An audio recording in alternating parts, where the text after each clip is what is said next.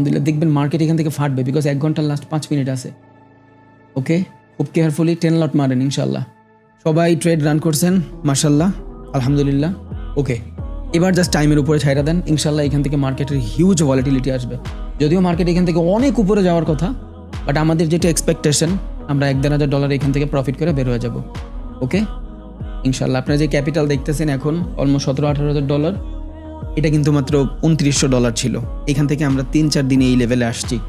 ওকে, profit হোক দেন দেখাবো। উপরে একটা ফেয়ার ভ্যালু গ্যাপ আছে, এই ফেয়ার ভ্যালু গ্যাপটা প্যারা দিবে। এখান থেকে মার্কেট অনেক উপরে যাওয়ার চান্স আছে, আই নো দ্যাট, বাট সেটা অবভিয়াসলি আমরা আমাদের টার্গেট ফুলফিল করে বের হয়ে যাব। ওকে, মার্কেট ফাটছে ফাটছে ফাটছে ফাটছে, ইয়েস।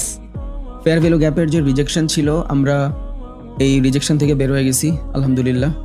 খুব ভালো ছিল ট্রেড। ওকে, নো প্রবলেম। মার্কেট অনেক উপরে যাবে এখান থেকে, বাট আমাদের আর দরকার নেই, আমাদের যেটা হওয়ার ওইটা আমরা করে ফেলছি।